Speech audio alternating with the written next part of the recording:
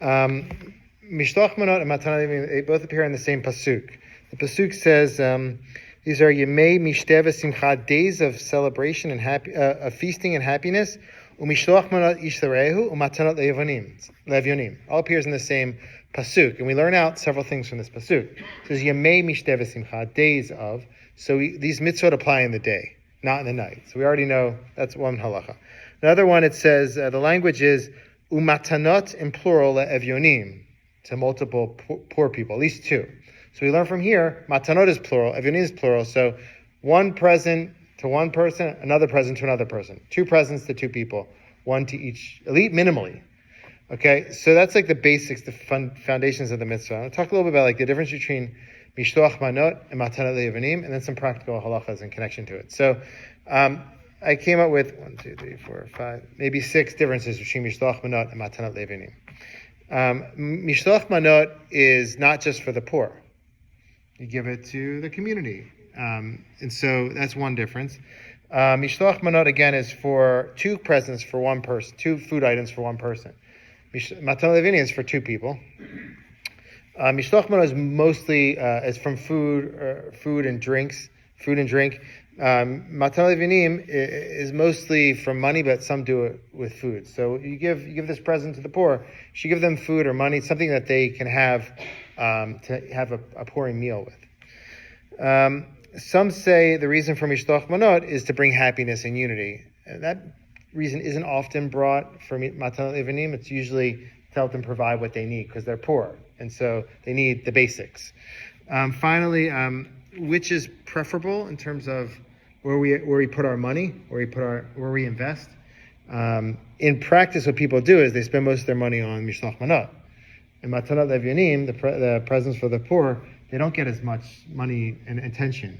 However, all the poskim say it's preferable if you have a choice between the meal, the Mishloach Manot, and Matanot Le'Yevanim, presents for the poor. You should put your money into presents for the poor. That's like the main that's the main mitzvah out of the 3.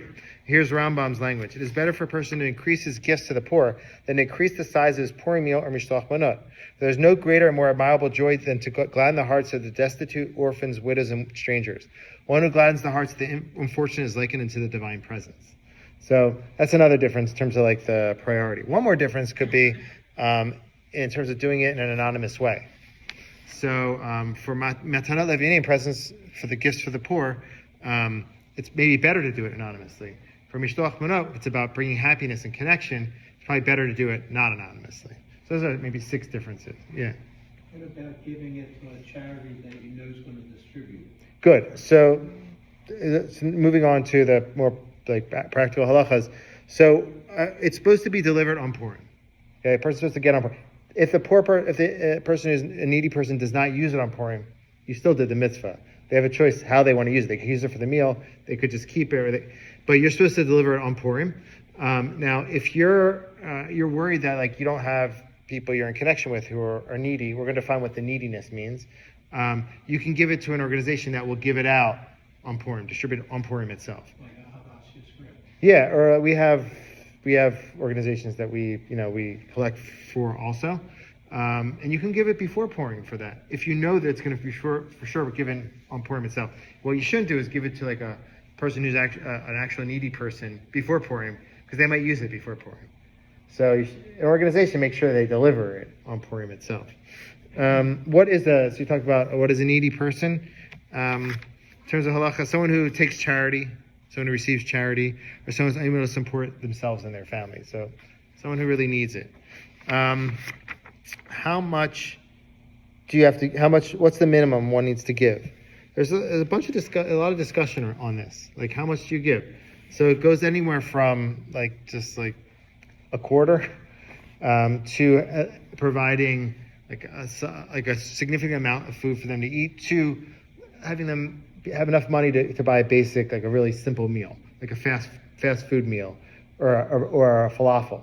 So question is falafels in Israel and America? Falafels in Israel cost 10 shekels. In America, they cost $10 or more, right? Or like 15 shekels in Israel. It's $15 in America. So That's Rav Mordechai Eliyahu used to say, let them have enough money, they can just get something to eat, like a falafel or something like that. So I would say like it's $5-10 per person. So you're putting in $10 or $20. Matanot le'evyonim. That's definitely the minimal amount you should put in, but the more you do, obviously, the better. And sometimes we get caught up a lot in the Mishloach Manot, spend hundreds of dollars there, but Matanot le'evyonim, we're not giving it its proper attention. It really, it should be flipped.